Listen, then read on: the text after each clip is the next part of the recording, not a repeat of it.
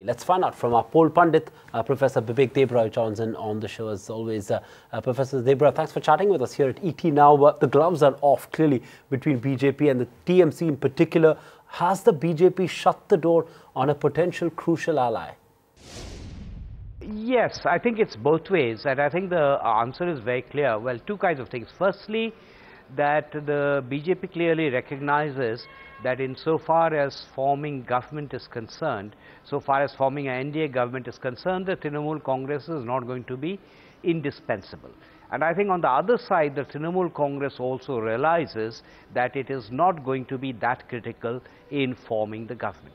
Professor, what explains, the TMC attack on the BJP? Is the TMC, you think, spooked by the fact that BJP is expected to put up a good show in Bengal, or you think it's a move to protect the minority vote there? Yes, I think it's both ways, and I think the answer is very clear. Well, two kinds of things. Firstly, that the BJP clearly recognizes that insofar as forming government is concerned, so far as forming an NDA government is concerned, the Trinamool Congress is not going to be indispensable. And I think on the other side, the Trinamool Congress also realizes that it is not going to be that critical in forming the government. What do you think is this, thinking within the BJP? A sense of arrogance that, it's going to get 272 seats and so it perhaps does not need a post-poll ally? Well, I'm not very sure I'd use the word arrogance, but I might prefer to use the word confidence, but let's not quibble about the semantics. I think the recognition is, if I may put it differently, that even if one were to look for allies, the Trinamool Congress would not be at the top of the ally list. There would be other potential allies who might come on board post 16th of May, and I guess the BJP is reasonably confident that with those allies a government will be formed, and therefore the Trinamool Congress is not going to be indispensable.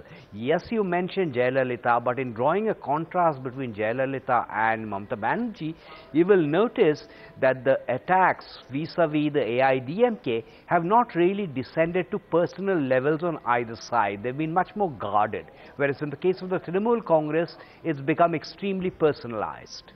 So, Professor Debroy, between Jayalalitha, Mamata Banerjee and Mayawati, would you agree that the BJP would probably approach Jayalalitha first for a post-poll alliance should the need arise? That's exactly what I'm saying, that if there were to be a choice between these three, I'm inclined to think that the BJP would opt for Jayalalitha and not for Mamata Banerjee. And I think the Trinamool Congress also recognizes that and is also probably slightly upset at the fact that A, it's not going to get that financial package that it desperately wants, and B, perhaps there it senses this threat, or whatever is the word to use, of a possible CBI inquiry into the Sharda case. Let's talk about the larger scheme of things then, Professor. Reports seem to suggest that the NDA is losing ground in both Punjab and Bihar.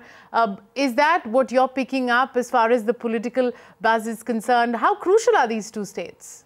Yes, I have also heard similar reports, but in Punjab, it's not as if it's sort of losing momentum. The problem in Punjab has been that right from day one, it hasn't been doing as well as it was expected to. But however, at the same time, in Punjab, we are talking about perhaps 3 or 4 fewer seats than it might have got.